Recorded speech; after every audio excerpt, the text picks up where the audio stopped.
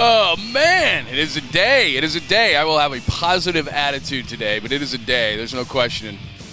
I apologize once again. Let's move it along. See if I can get this back going. Only on Christmas Eve, right? Let's see if we can get this going. Just having some software issues this morning, but I think we'll be good. Anyway, you have heard about all my Christmas stuff. Let's get to things on this Christmas Eve day. Let's get to things. Remember, please make sure that you subscribe at John Lund Unleashed Pod. That is the YouTube channel, and I get stuff not only in the morning at 8 a.m., but all through the day. Also at John Lund Radio on all my social medias. They are everywhere, so make sure that you hit that up as well. Plus, I was on, as I said, with Krug last night, and Krug and I chopped it up, so make sure you check out that video. I'll put up shorts during the day, 3 minutes on if news breaks, and we do have some updates on a bunch of different stuff. So let's get to it. 49ers lead the way, and that is yesterday, Kyle Shanahan saying, there we go, we're looking good. Kyle Shanahan saying that Dre Greenlaw out. Trent Williams is not going to play, which has me concerned. Essentially, I wouldn't say they're tanking, but they're essentially saying, look, we got a top 10 pick. What's the point? We got a bunch of veterans. We got a bunch of guys banged up. Not going to play guys the rest of the way. I don't know that I would play Purdy. I don't know if they need more information on Purdy. I don't think they do. I don't think it matters. I wouldn't play Deebo because if he gets hurt in the offseason, as I've said many times, Deebo is going to be a guy that they may look at to release. I think they will. A couple of things in regards that I was looking at this morning. First and foremost, remember when this game was a really big game, like a Week 17, Lions at 49ers on Monday night, and of course the Monday night people are going, hey, it's a rematch of the NFC Championship game. Everybody's going to be fired up. It's going to be for possibly home field advantage, and then you look at what that game looks like now, and it's like, ugh. So just when they had hope, that Lions game at the beginning of the season, I remember we were talking all about it, like, oh, Lions 49ers, that's going to be for home field. That's going to be for home field. Now it's just like, please don't get embarrassed by the Lions in Week 17. One thing that I saw, and this is a great, I don't know if you follow this guy. I think I've met Al before, but look at that. I mean, this typifies the season, doesn't it? 49ers shelled out a lot of money before the season to keep Trent Williams, Brandon Ayuk, and Christian McCaffrey happy, and ultimately got 21 total games. CMC and Ayuk combined for 722 yards, no touchdowns in 11 games. I mean, let that thing sink in for a second. I mean, my God, man. Those were the guys that they paid in the offseason. Fine, we'll pay you. Trent is out. He might be done for his career. Ayuk and then Christian McCaffrey. We knew the problems with McCaffrey. He wanted to get paid. But, I mean, that's about as stark as a stat there is. And I know that yesterday we talked all about, here are the issues, and Brock is the issue, and the offensive line is the issue, and the trenches are the issue. And we've gotten through that and talked about that a ton. But when you look at it, and you don't want to make excuses, you want to have explanations, and you see CMC, Ayuk, and Trent Williams, the three guys they paid in the offseason, and what they did. And we were talking about this with Krug yesterday on the Krug Show last night, which is you look at the rest of the teams in the NFC. I'm not going to forget the NFC West, but like the Rams have rebuilt themselves through the draft largely, and you don't even talk about Aaron Donald leaving because with Jared Verse and Young and Kobe Turner, that defensive line has been, just through the draft, they've done a tremendous job. They've rebuilt their offensive line, mostly through free agency, but they got this guy, Bo Limmer, in the mid-rounds, who they got at center this year, a kid out of Arkansas, so they've revamped their lines. Philadelphia's got a great offensive line. They've actually rebuilt their defense through youth and got Vic Fangio on the offensive side and on the defensive side, and Kellen Moore on the offensive side. So they changed coordinators on both sides. I think the 49ers need to change special teams, defense, and they got to get Kyle some help on the offensive side to just bounce things off of. Beyond the players, I think they need to reorganize just like Philadelphia did. But Philadelphia has done a great job in the draft the last couple of years. Quinyon Mitchell, one of the corners. This year, a kid out of Toledo. He's in the Defensive Rookie of the Year conversation. Detroit, we know, with Brad Holmes there, has done a tremendous job. Look at just the talent over the last couple of drafts with guys like Gibbs and Campbell, the linebacker, and the receivers that they've got. I mean, Amon-Ra is still fairly young, but Jamison Williams is a great compliment. I mean, you just look at the way they've built their offensive line. So all these teams in the NFC looked at the 49ers and said, they bully us. They punch us in the mouth. Let's do that. And then at the same time, the 49ers forgot what got them there.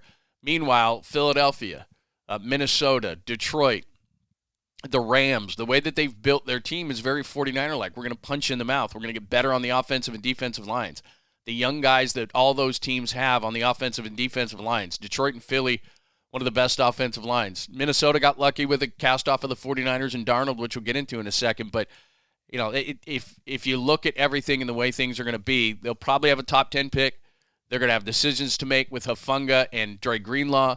So we'll get into all of that in the offseason. But, man, I was just looking back today and just, man, the injuries are a part of it. But they have got to get back to who they are because the rest of the NFC took their blueprint, ran with it, and then the 49ers forgot what got them there. I mean, that's a big part of why the season is what it is. So, anyway, we'll get into that. Before I hit this Sam Darnold stuff that I saw yesterday, let me acknowledge, and again, I'm not going to sit here and apologize all day long. We're having some technical difficulties, but I think we are back. So it is great to have you all in the room today. As I said before, thank you for being patient today. I'll get a tech guy out here so this doesn't happen again because, like I said, I am a professional, if nothing else, and these things are unacceptable. So I really appreciate you guys hanging out and being with us today on this Christmas Eve day. So thank you, thank you, thank you.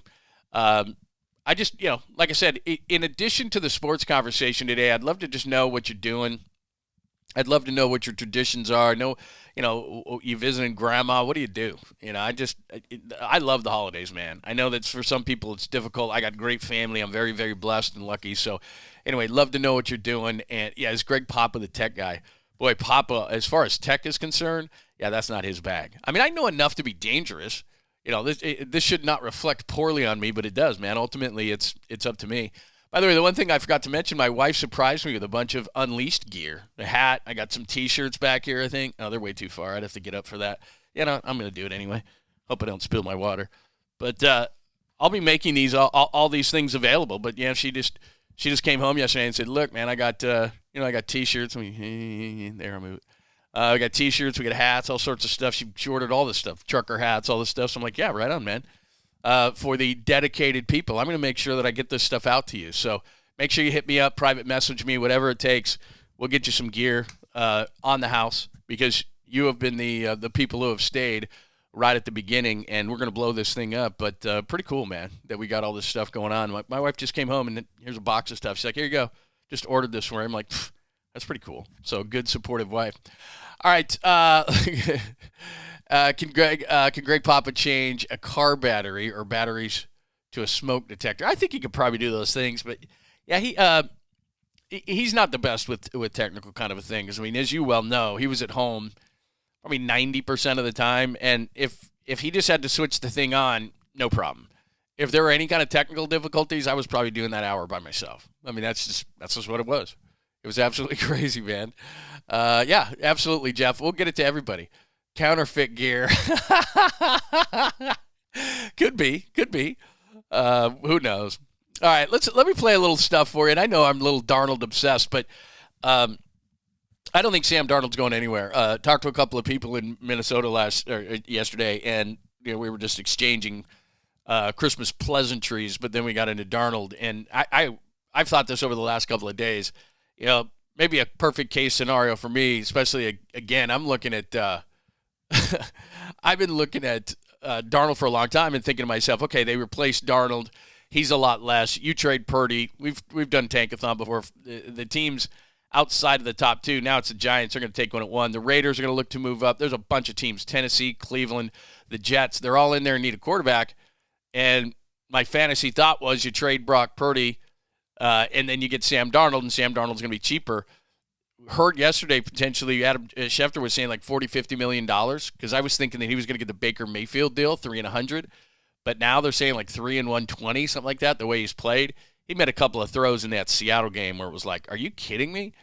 Maybe it's just a one-year wonder. Maybe it's Kevin O'Connell. Maybe it's Justin Jefferson. Maybe it's all those things combined and Hawkinson and all the guys they have offensively. But remember, when the 49ers are healthy, and next year they'll be healthy, I believe, at least at the beginning of the season, they have as good of a group of skill players of anybody in the league. So it's not like Sam Darnold would come here and be less. Now, Justin Jefferson by himself, he's the best receiver in all the league. Jamar Chase, there's a number of them. But to me, I'd take Justin Jefferson at the top of the list. Not that my list matters, and you know this from listening and watching. I don't give a shit about anybody's list. Everybody gets so fired up. Oh my God, did you see his list? Did you see how he ranked them? It's such low-hanging fruit, and ESPN does it every single day, and they just sit there and they troll, and people freak out over lists. Who gives a shit what my list is? Who cares what that guy's list is? Like, it's you're just sitting there going, but if we fall for it every single time and we get pissed, I do all the time. I come out and I say, I hate lists. Lists are stupid. I don't care about that guy's list. And then I see a list and I go, how could he leave that guy off? What is he, insane? Like, we all fall for it. I don't know what it is. It's like mock drafts. It's like, I don't need a mock draft. Then you read the mock draft. So I don't know what it is about it. But I would take Justin Jefferson at the top of my receiver list, whatever that means.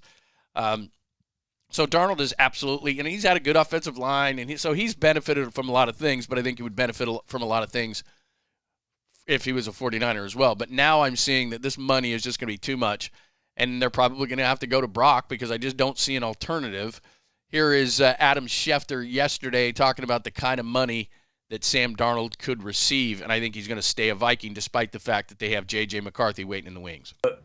Continue to become a interesting storyline. And to date, the Vikings and Sam Darnold haven't had any discussions aimed at a long-term contract extension. I think that they figure, let's let the season play out. Let's see where it goes. But with every week that Sam Darnold continues to play like this, you just look at the quarterback market this offseason. I can count right now, minimum of 7 teams that are going to need a new quarterback for next year. 7. There are, in this upcoming draft, 2 quarterbacks that I think teams feel very strongly about in Shedeur Sanders and Cam Ward. 2 of those quarterbacks will go to 2 of those teams. That leaves us with 5 teams with major quarterback questions. There aren't enough quarterbacks to satisfy all the teams that have a quarterback need. So much money. Sam Darnold's going to get so much money. Which is why that plays right into Sam's bargaining power. And so the question becomes is how much will he command on the open market? What will 50. Some team be willing to commit to him? And then Minnesota has to make a decision. Okay, well, do we want to go commit to this guy? I think there's going to be some, let me say this. All right, so there is Adam Schefter, who, by the way, I don't mean to rip on Adam Schefter. He's tremendous at his job, gets paid a lot of money, has 8 cell phones, all that kind of stuff. They've unfortunately, ESPN has kind of ESPNized Adam Schefter, and by that I just mean he's more rumor monger than he's ever been. He's tremendous at breaking news, and you try to keep somebody in a box of what they're really good at, and Adam Schefter is great at breaking news, getting stuff first. His contacts around the league are impeccable, all those kind of things. But they've got him a lot of times, especially on the McAfee show. They've got him speculating a lot, and a lot of times he'll come because he's doing so many things for ESPN to justify his salary. He's doing McAfee's on all these different shows. When you work for ESPN, it's called the car wash because they have you going through all these different. Like if he goes, he's not on campus there. He's on video, but they have him on all these different shows, and he's got to try to sound fresh and new. And so a lot of times he's speculating more than ever, but I think that's accurate. I think that Sam Darnold's probably going to get in the $40 to $50 million range. He's probably going to be in the top 5 in an MVP sense. I mean, they've won 13 games. It's absolutely ridiculous what they've done. And look, I think the 49ers would be interested, but the reason why I liked Sam Darnold as an option is because I thought Sam Darnold was going to be in the realm of like 3 and 100, which is, $33 million plus per year. And then I was looking at Purdy going, he's $50 or $60 million a year over 6 or 7 years. Darnold's maybe 100 over 3, and then you could save that amount of money, and you could put that into Greenlaw, Hufanga, all these different guys, and you wouldn't lose as many guys. But there's no way that Minnesota, J.J. McCarthy out of Michigan, they took in the first round, he's either going to have to sit like Rodgers did behind Favre or Love did behind Rodgers or whatever that situation is for a couple of years until Darnold shows that he can't be this. But you can't take a guy who's an MVP candidate and has led your team to 13 wins and go, hey, that was really nice. Now he's off to the Raiders or somebody like that. Like I heard speculation yesterday that Darnold would go to the Raiders because the Raiders won that game last weekend and now they're out of the 1 or the 2 hole and they can't get one of these top quarterbacks. Look, if I was the Raiders and watched Darnold this year, who was the 3rd overall pick, it hasn't been about his physical gifts. It's been about his head. Remember when he was with the Jets? He's like, I'm seeing ghosts. And so he's had to be rehabbed, and now he's in a good situation in Minnesota, and I don't know that he could go to Las Vegas in that absolute just a dumpster fire of what they've got going on. They don't have a lot of skill players other than Brock Bowers. I don't know that he could replicate what he's doing. He could with the 49ers. But now, first of all, Minnesota's not going to let him go. And second of all, his money is going to be probably comparable over a shorter period of time than Brock Purdy, so I don't see him being an option. So long story short, I think that the 49ers are going to have to pay Brock Purdy because I don't think there are any other options out there. And having said that, if you go back and you watch that game against the Dolphins, the offensive line was atrocious. And with that top 10 pick, the 49ers have, I'm not saying they have to do something in terms of the offensive line. I mean, if the right guy isn't there at 10 or wherever they're going to be picking, then they can't force that situation. But, man, do they need an offensive tackle. I mean, Colt McKivitz isn't good enough. If Trent Williams comes back next year, and that to me is a big if, then he could start on the right side, move over to the left side. But just going back to my original conversation before we broke up there, they've got to get back to the trenches because the Rams, the Eagles, the Lions, the Vikings, they have taken the blueprint and said, we're going to bludgeon you. Now, the Vikings are a little different. They throw the ball a little bit more than most teams. But those other teams, the Lions, the Eagles, the Rams, they're and I know the Rams have those great receivers, but they've got a big offensive line. They want to actually run it.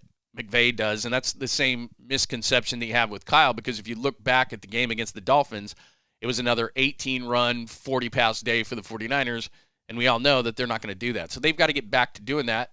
In order to do that, they've got to fix the offensive line first. We can bitch and moan all we want about Brock Purdy, but the reality is he's back there running for his life. If I were him, I'd take back those $85,000 Toyota trucks I gave each one of those linemen. You don't deserve these. Let me take these back. Just be Grinch. Take them back. So anyway, there's my rant on the 49ers today, but they got a lot of work to do in the offseason. They've got to catch up to teams who emulated what they did, and they forgot who they were. I mean, that's just what it comes down to. And I saw that Lions game, back to the beginning of this. I saw that Lions game, and I thought to myself, God, remember that was a big game? Remember when we were just sitting there going, Lions-Niners is going to be everything. That's going to be home field advantage. And now we're sitting here going, they're done. I mean, it's just the weirdest feeling. So Trent's not playing. Greenlaw's probably not playing. That adds to a really off-season of uncertainty in terms of will Trent come back. Do you sign Dre Greenlaw based on a small sample size in which he aggravated that Achilles again? It's like, man, we're going to give him big money. And Hufanga, can you afford him? Because Xavier McKinney's been great for the Packers, but there's word that's the contract Hufanga wants. And that's like $75 million. The big problem with him, same thing. He's been hurt twice this year and was coming off an ACL. Do you pay him? You pay him that kind of money, $75 million? The 49ers don't like paying hurt guys. And Dre Greenlaw's been hurt, and Hufanga's been hurt, and Hargrave's been hurt, and Deebo at times has been hurt. So all these questions that they're going to have to answer of who they release, how they get some cap relief, all this kind of stuff, a lot of it is with hurt guys. And so you would think right off the top of your head, just because the kind of energy, you just saw it. When Greenlaw came back, the defense had energy, and it had swag again. And you'd like to have him back, but if he's banged up, what are you going to do? And none of these backup linebackers have shown anything. Oh, D. Winters and Campbell's obviously gone. And there's a lot of decisions to be made, but the first thing that they've got to do is they got to draft. They got to draft really well top to bottom over the next couple of years because that's what the teams that they're chasing have done. They're not out of the window. Detroit, Green Bay, I forgot Green Bay in there too. With Josh Jacobs running the football, they are a running football team. So between Green Bay, Detroit, Philly, the Rams, they've got a lot of good young talent that they've drafted over the last couple of years, had nice free agent signings that didn't break the bank but added to what they were doing. Detroit getting younger in the secondary, adding some defensive line bulk. They've had a lot of injuries, so I don't know if Detroit's going to be able to run it. But the NFC right now, between especially Green Bay, Philly, and Detroit, really good teams with a lot of young talent. And the 49ers better get on it. All right, there's my rant on that. Kerr sucks. We are going to get to the Warriors right now. The thing I want to make sure that I do every day, I was thinking about this after the show, because what I'm trying to do is I'm trying to put a variety show together to kind of give you a basis of what's going on. And I'm not just going to do Bay Area stuff. I'm going to do everything. But I want to make sure that before I move on from stuff, I'm just not bouncing. So if anybody's got any thoughts on the 49ers, I'll go back to the 49ers. But just I had all this in my head, and all that kind of just came out of me just because I looked at that Lions game. And I was just like, my God, man, that thing was like everything. That Lions game. I mean, I saw this morning, and I was like, my God. You know, bottom right-hand corner there, and you're looking at the Lions and the 49ers on Monday night. And, of course, they added on Monday night because they thought the same thing we all did. That's going to be for the NFC Championship, or that's going to be for home field in the NFC. And I'm like, wow, that game is worth nothing. And the Lions are going to be fired up. They don't care. Teams in the NFL don't care, and professional sports don't care if you got a bunch of injuries and all that kind of stuff. The Lions want revenge, and even though that won't change the NFC Championship game, they're going to come in here on fire. Like Dan Campbell is just going to fire this team up through the roof. That could be an embarrassing game. I don't even know what the line is on it. That could be embarrassing. So, anyway, there's that. Before I move on to the Warriors, and the Warriors are really fascinating right now. With Kuminga, he had a really crazy quote after the game yesterday or last night. They lose to the Pacers. They've lost 10 of 13. They're in desperation mode. I'm not sure what's going to happen. Steve Kerr is getting a little testy, and normally Steve is – I know Steve a little bit. I mean, Steve is – he's as even-keeled as they come. He doesn't really he's not real snarky or anything. He doesn't snap at the media, but he seems a little frustrated right now because of, it's basically a Kuminga situation, a young player situation, and Steph is struggling a little bit, and I don't know that he has the answers. So we'll get into that in just 1 second. So let's hit up a little, if you've got anything in terms of the Niners that you want to discuss before we move on, let's do that. Rocket says, trade Deebo, get another kicker to compete with Mooney. Draft O-line and D-line. Deebo's really interesting. People disagree with me when I say this. I don't know what his trade value is going to be. And the one thing is, he's getting credit for that Miami game is Deebo. Make no mistake about it. This is what I believe. He was auditioning for Mike McDaniel. He was auditioning for the rest of the NFL because his season is summarized in my mind with that drop against the Rams. You were still in that. You'd still be in it if you won that game. I think the Dolphins game probably would have turned out differently had you been in it. They found out before the game they weren't in it. And so when a guy has a great performance, as Deebo did, 7 for 98 or 7 for 89 or whatever it was, and that great touchdown at the end where Deebo was Deebo for a minute there, I don't think that was for the 49ers. I don't think weeks ago when he complained that he wasn't getting the ball, that wasn't for the 49ers. That he could have walked right into Kyle Shanahan's office and said, hey, man, I'm not getting the ball. What's the deal? He said it publicly. Why did he say it publicly? Because he's telling other teams around the league, this isn't my fault. Trade for me. Sign me. Give me money. I'm not done here. 29 with a running back's body. He's got a lot of injuries. He's kind of like a running back where they near 30. Receivers aren't normally like that, but Deebo's a physical player, and it's taken a toll on his body. And so he was telling the rest of the league, because he knows he's going to be gone, I'm still me. It's their fault I'm not getting the ball. And then all of a sudden they're out of it, and he's auditioning for, I think, Mike McDaniel. Because there's a lot of rumors that Tyreek Hill isn't going to be back there. Waddle's not going anywhere. But Mike McDaniel knows Deebo Samuel. Deebo had a great game, and he's saying, hey, Mike, in the offseason, hey, Mike, remember? Deebo's from the South. He's from South Carolina. Miami's down there. I mean, I could see Deebo saying, I'm going to motivate myself for a great game because there's Mike McDaniel on the other sideline, and he might need a receiver next year. I think that's what Deebo's mindset is right now. I give him a ton of credit for being mature, for looking at this whole situation. But the 49ers are going to pay Brock Purdy. Let's just use financial logic here for a second. And given what the 49ers have done in the past in letting go of veterans who have been injured and are paid a lot of money. I don't think the 49ers are a team that is going to have I think Deebo's making about $24 million next year, a $24 million receiver, and in Ayuk's case, a $30 million receiver. I just don't see that. That doesn't make financial sense for them, especially when you need to work on the offensive line, maybe through the draft, maybe through free agency some. You need to work on the defensive line. You need to go back to who you are. Now, I know that Deebo Samuel's a big part of that. He's a tone setter, all those kind of things, but he just hasn't had a very good season. So I just believe, by the way, I just got that alert you just heard was Christmas Day is tomorrow. Thank you. I did not know that. But thank you, Apple, for telling me that Christmas is tomorrow. I forgot. Yeah, so that's my logic behind Deebo. A lot of people disagree, but I just they're not going to put their resources into that. They made a commitment to Ayuk, which I don't necessarily agree with. For the love of God. I don't necessarily agree with the financial commitment that they made, but they did. And so that's how it's going to go down. So who else are you going to get out of there? They're going to have to make a lot of tough decisions. I think Deebo just doesn't fit. And if you think about it, and look, Pearsall has not been impressive this year. I think, and you can disagree with me, he gets a pass. I mean, the fact that he got shot, the fact that he missed training camp, all these different things. Pearsall is going to be in the slot next year. Jennings is going to be one of the receivers, and Ayuk's going to be one of the receivers. That's just how it is. I don't know what Cowing's future is or any of these other guys, but it doesn't make financial sense, especially when you have 3 receivers. You took Pierce on the first round. They went on and on and on about how great he's been. He hasn't been good, but he gets a pass. So he'll be in the slot. JJ will be one of the receivers. Ayuk will be one of the receivers. And I don't see where Deebo fits. He's just too expensive. The big question becomes, if you're a 49ers fan, and I'm going off on this because I think it was Rockin' who said this, what can you get for him? I mean, they turned down a third from the Jets, apparently, or reportedly. I don't think you can get that anymore. I mean, great. He had a great Miami game. Dropped the ball against the Rams. Has had a subpar year. I know Kyle has said nice things about him, but what are you going to do, rip him? I mean, that just hurts his trade value. That just hurts your leverage. You're not going to say anything bad about him. I mean, people who take literally what front office guys say or coaches say about a player, you're not going to rip a player to the media. What the hell is that good for?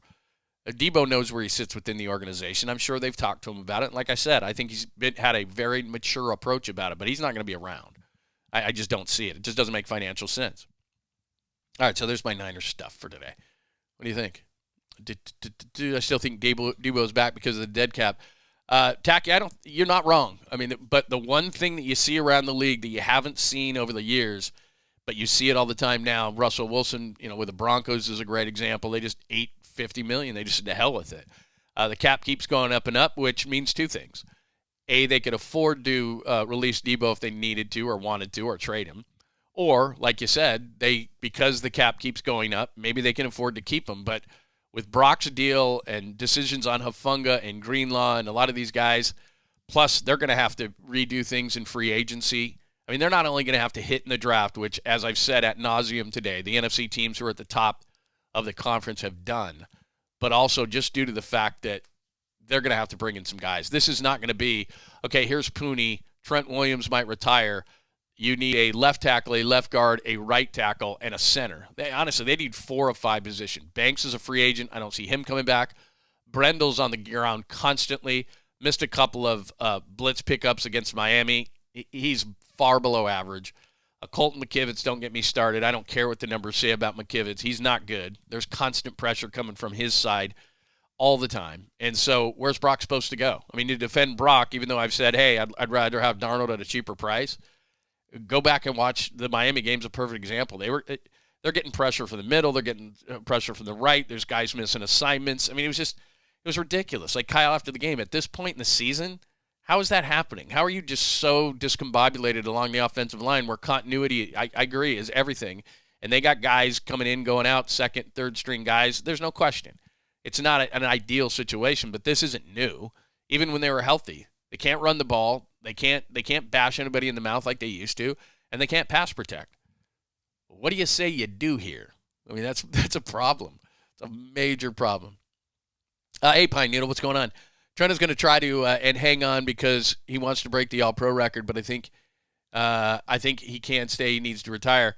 I don't know what Trent is thinking. I'm not trying to know or trying to say that I know what Trent is thinking. It's just when somebody starts talking retirement, and Trent has the last couple of years, then you know the end is near. And you're right, he is hanging around to get that record, but he's also hanging around to win. He wants to get a ring. If he doesn't think this team can get a ring, then I don't know what he's playing for, because I know this. He has plenty of money. He's been smart with his money. He doesn't need to play for the money. The reason why he was holding out, I think, was so he could get a chunk before he left, and also because it was a respect issue, and I understand that, but he's starting to get banged up. Jalen Moore, his backup at left tackle, who I'm not going to say I was wrong about. I'm not a huge fan of his, but he's held his own. He's been decent. I think that they probably re-sign him to a reasonable deal in the offseason as a stopgap at left tackle, which is never what you want to hear. But they've got to draft somebody. But if you're going to have to replace 4 places or 3 places on the offensive line, 3 or 4, you're not going to do that all through the draft. You're just not going to do that. You're going to have to get a combination of things. That's what the Rams did. The Lions have done that. They've gotten young guys like Penny Sewell, but then they've fortified things inside. They got Frank Ragnow that they drafted. It's just kind of a combination of things. You're not going to go all young. You're not going to go all vets. But I think that they need to do a combination of things. You can get interior linemen in the middle rounds, but as far as like a left tackle is concerned, a lot of times that's coming early. And the 49ers have a philosophy under Chris Forster, their offensive line coach, that is like, I'll develop them. They got to scrap that. You got to get some talent in there. So anyway, I think offensive line ratings go down. When you talk more offensive line, I think ratings go down. I could be wrong on that. Joe stayed hung as long as he could. Hi, Kyle. To win that Super Bowl and finally he had to retire, that must have been difficult. Yeah, I know Joe to a certain extent, and we've talked about it many times. But his body just broke down. I mean, remember at the end he had a neck injury, and he was just fighting to play. And I think that's where Trent might be.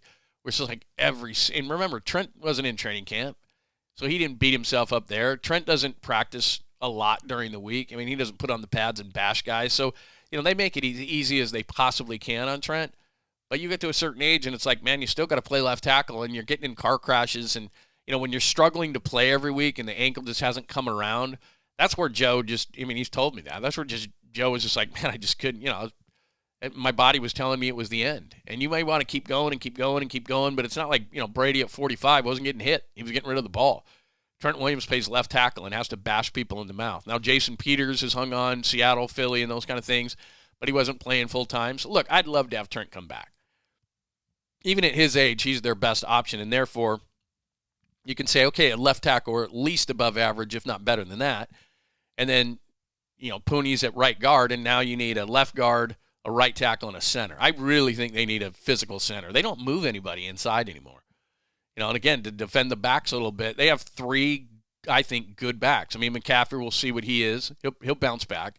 I like Mason going north-south. Guerrero has a long way to go, but those guys don't really have a lot of holes to work with. Go back and watch. There's not one where it's just like, oh, my God, he's untouched for 5 yards. The Niners have not been doing that, and they haven't been pass blocking. So, again, what do you say you do here? It's a problem. Hi, Daniel. Good to see you. JJ, good to see you. Caesar, good to see you. Niners and Lions are a perfect example of not taking advantage of the moment. Next season is never guaranteed. You're 100% right. Look, I keep saying this, that I think that when they get healthy next year, they're still in the window, especially given the fact that the NFC West is not awesome. But Seattle's building something up there. I don't think they're going to go to the playoffs. They're missing some things up there. Geno Smith is hot and cold, certainly. Their offensive line has let them down many times, but he's building the defense up there. The Rams have drafted very well over the last couple of years, and admit it or not, Sean McVay's a very good coach. I don't know what Arizona's doing, but still, this is probably the easiest division. If you start looking at Detroit, Green Bay, and Minnesota in that division, thank God you're not in that one. The East, the Commanders are up and coming, and Philadelphia, they're a better division. So as far as the NFC is concerned, you're in the easiest division. Maybe the South is easier, actually. Tampa got beat by Dallas. Atlanta's up and down. So the South is easier. I stand corrected by myself. New Orleans is god-awful. Carolina's still rebuilding, although they beat Arizona over the weekend, so they're getting a little bit better. But, yeah, the South is worse, no question. I misspoke. But two divisions in the NFC are really tough. And then the South stinks, and the West is winnable. The Rams are good, but they're not building what Green Bay, Detroit, Minnesota, Philadelphia seem to be doing. But they're on the upswing, there's no question. And until Stafford's arm falls off, he's still got amazing arm talent. He doesn't move like he used to, but I'd take Stafford right now.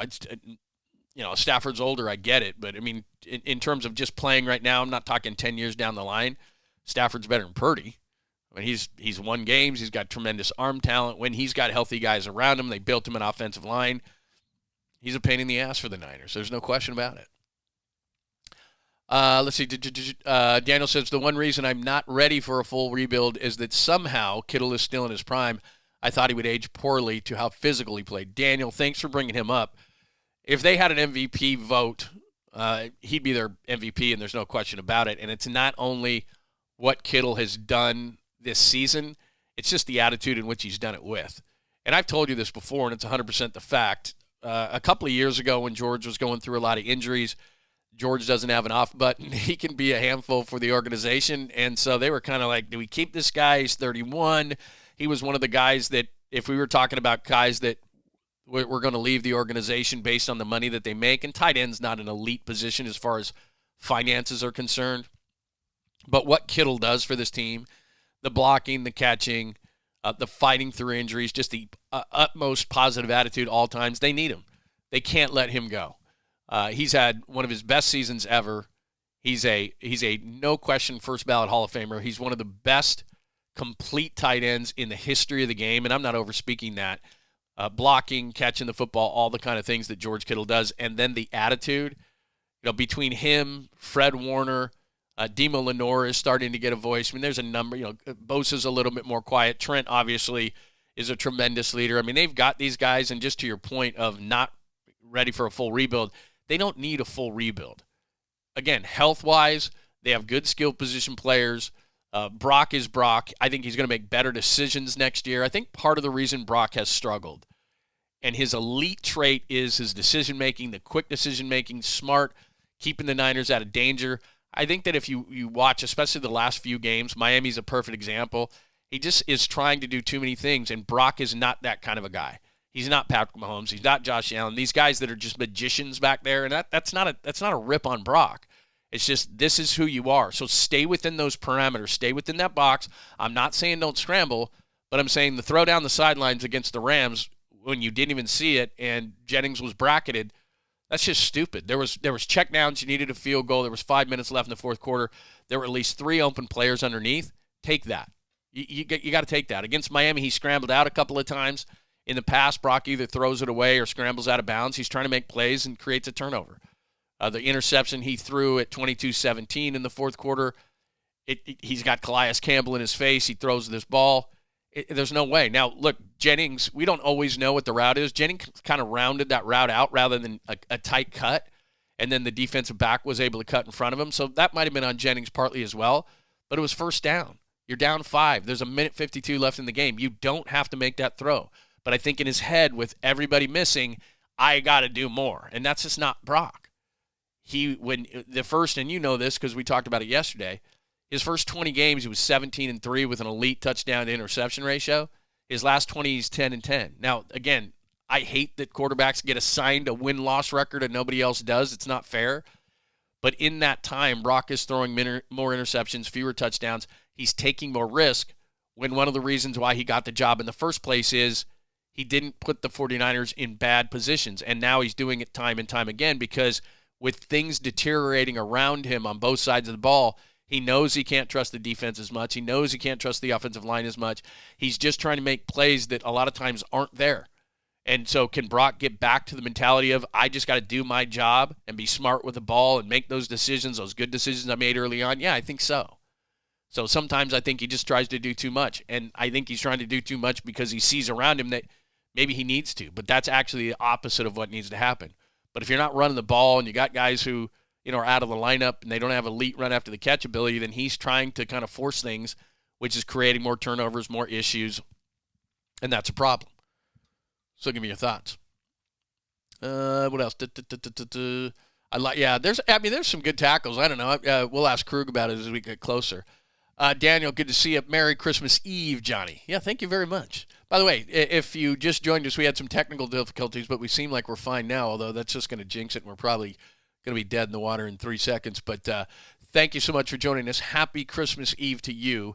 I got on a rant a little bit about, Trent is not mentally there. I would say that maybe that's the case, but we'll see. I don't know.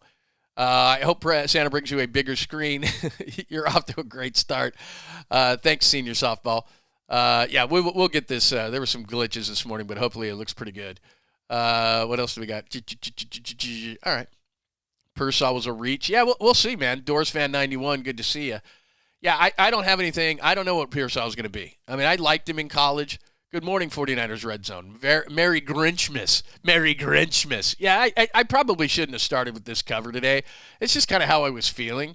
It's not reflective of how I feel.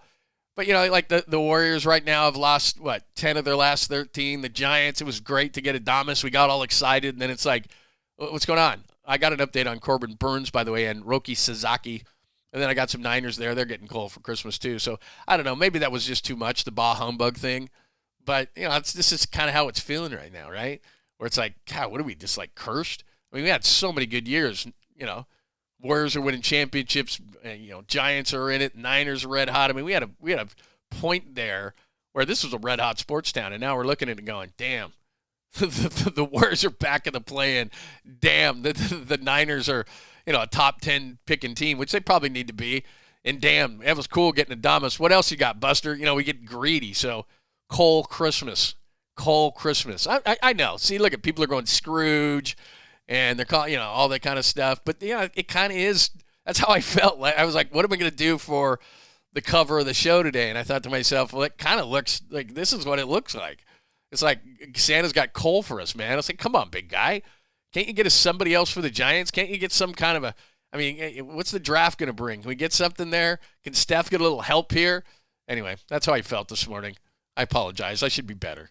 It is Christmas Eve after all, Christmas Eve day after all, and we should be in a good mood. And I am. I really am. I think what pissed me off is all this technical stuff, but I'm over that now. So anyway, it's good to have you. I feel good. I'm not going to be a negative person today. All right, let's move to some other stuff. And I apologize, but this is just kind of as negative. But this Warriors stuff, as we move on, and again, you can keep coming with the 49ers stuff, and you can make fun of me because I did Cole, and that was before we had glitches this morning. But let me give you a little bit on the Warriors because this is an interesting situation. Daniel, real quick, I'm so sick of Kyle not investing in the O-line. Doesn't sound like an offensive genius philosophy. Here's the thing about the 49ers, and you probably know this, but I'll just remind you because you guys, I'm not giving you anything you don't know. And Chris Forster is their offensive line coach, and his philosophy is I'll mold them. I'll mold them into something. And you got to give him credit with Pooney. And Jalen Moore has come along. There's no question. Colton McKivitz to me is a swing tackle. I remember I was in L.A. at SoFi for that last game in 2021, and we weren't sure if Trent was going to play, and so I'm up in the booth doing pregame, and I got my binoculars out, and I look down, and I see Colton McKivitz working with Forster on the field, and I go, damn, Trent's out. McKivitz is going to be playing. And so McKivitz did a great job that day for one day. He did a great job against the Rams. That was an amazing game. You remember that one, John Jennings and all this kind of stuff, and McVay running down the sidelines to Tyler Higbee. They were up 17-0, and we're all thinking to ourselves, they're done. But then the 49ers come back. McKivitz was at left tackle that day. And he's fine as a swing tackle. He's fine. But he's not a starting tackle in the league. There's just too much pressure coming from his side. I don't know the numbers, the analytics, the Pro Football Focus, and I don't care. I watch the game, and I can see what's going on. And he's not good enough.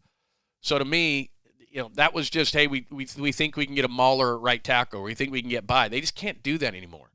Seattle's tried that philosophy. We're going to invest later in the draft. I get it, man. But you need a big brawling center. That's where it starts. Brendel was on the ground too much or just looking back. Go back and watch the Miami game. I mean, I know it's torture. But you look back, and there's Jake Brendel, missed a stunt. Brock gets smashed. Sorry about that as he's just standing there. It's absolutely ridiculous. But their philosophy, and Kyle lets people coach, Chris Forster thinks that he can turn, a lump of coal into gold. And it just hasn't worked enough. And you can't do that at tackle.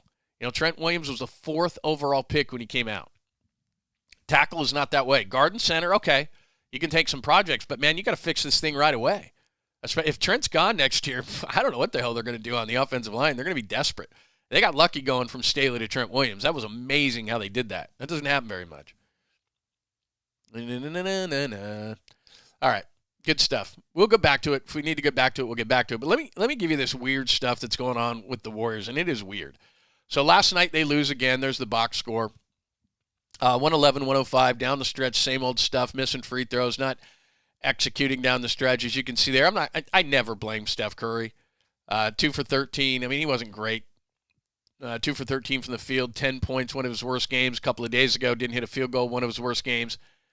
But then you look at coming off the bench, Jonathan Kuminga, who and this is what Steve Kerr does. Great coach, won championships, going to go to the Hall of Fame because of all this stuff. But Jonathan Kuminga goes 9 of 16 for 26 points.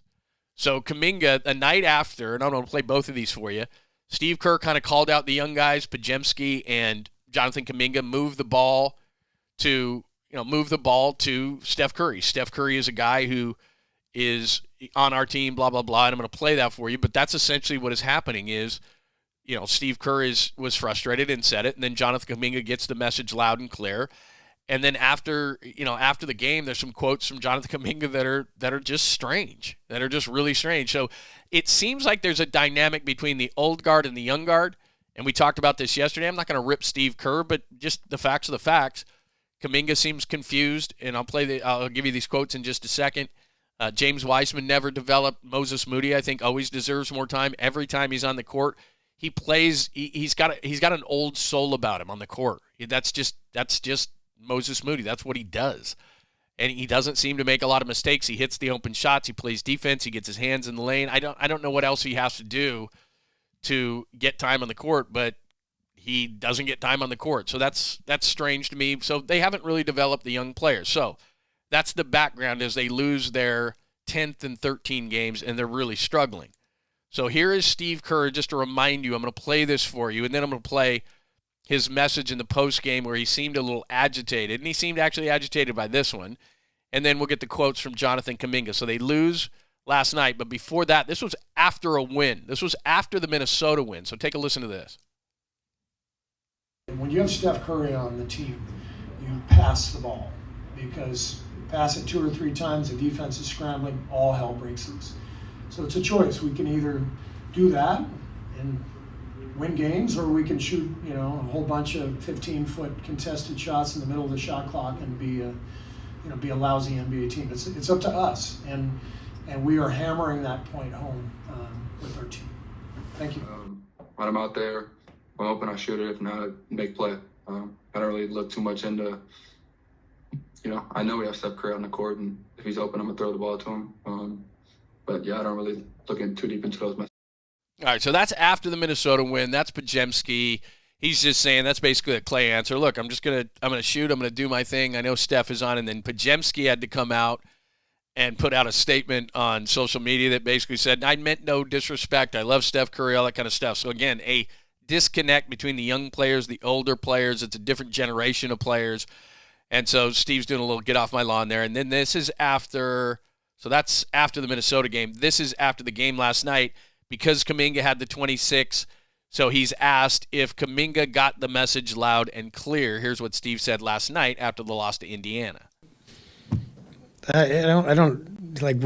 What are we talking about? Like, if this is, there's 82 games. There's all kinds of stuff happens. I coach, and so I say stuff, and I say stuff to all the guys. And JK was great tonight. Played a fantastic game. So, not about a message or anything. It's all part of the season. Steve, getting back to Kuminga real quick, not just the points, but the way he scored tonight, really attacking, aggressive, and he had 4 assists tonight. Is this the prototypical type of game you want from him? Yeah, this is the JK we want. Spent a lot of time in the paint, took care of the ball. He had a couple really nice passes, found Buddy early in the game for a 3 on a beautiful play, and really attacked. So this is a great example of how JK needs to play. I'm really proud of him for coming out and playing that way. And all right, so there's Steve Kerr from last night, and he seems, by the way, I love this. He's pissed. Kerr's starting to lose it, clearly sending a message. Why would he say he wasn't? Somebody said Steve is so pissed he stopped shaving. I did notice that myself. So that's not normally Steve Kerr. That's part of my thing is he's getting agitated. He's getting agitated at being asked those questions. Like I said, Jonathan Kuminga has not been the easiest guy to coach. Now, here's the thing where I continue to say this, and I know a lot of people disagree with me. I'll get back to Kerr in just a second. But here's where I think the frustration comes in for Steve Kerr. That's great. Kuminga went 9 for 16 and 26 points. I tell you this all the time. In every professional sport, there's a reason why these guys were drafted. If they played pickup basketball at 24-hour or wherever the hell they would play, even Kevon Looney could score 50 on you. I mean, these guys can do it every once in a while. Jonathan Kuminga, in his previous 2 games against Memphis and Minnesota, before the game last night, he was combined 5 of 23 from the field.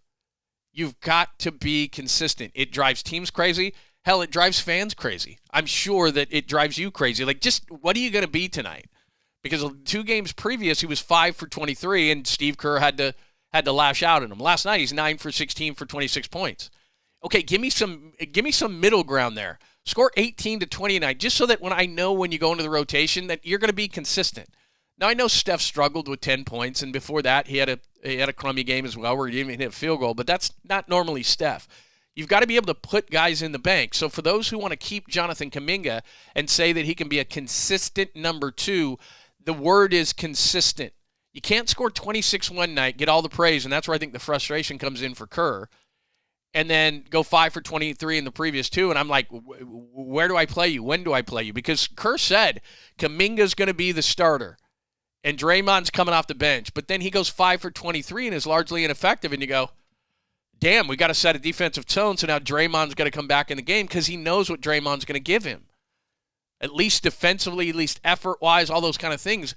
Kuminga doesn't play consistently enough. Therefore, we have to talk about trading Kuminga all the time because you need to get a consistent 2, and I've said this before, maybe it has no bearing whatsoever, but the Warriors are worth $9.1 billion.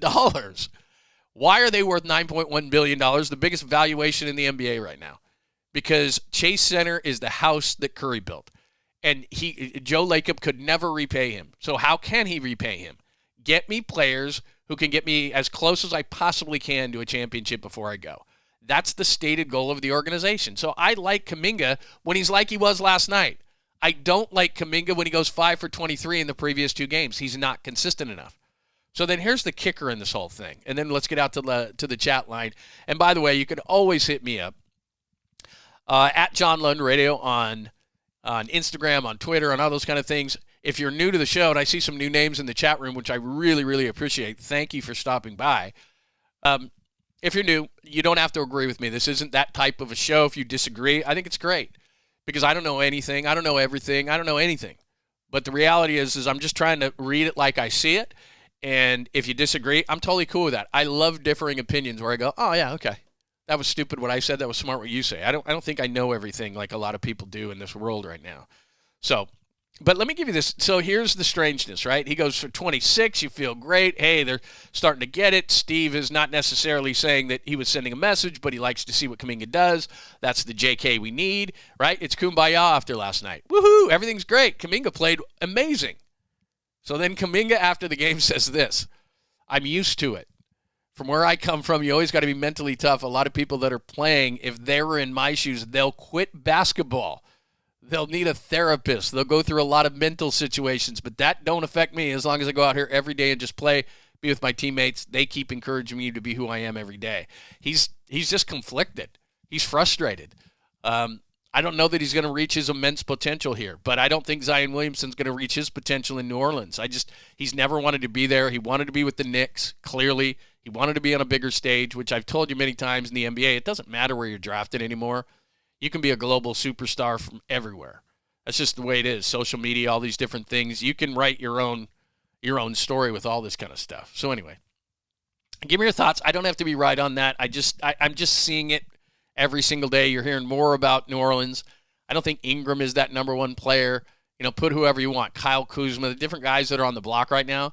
I don't want to trade Kuminga for those guys, but Zion's 24. Yeah, it's a major risk. He's hurt all the time. But his upside at 24, I think, is bigger than Kuminga's upside at 22. Could be wrong. What do we got?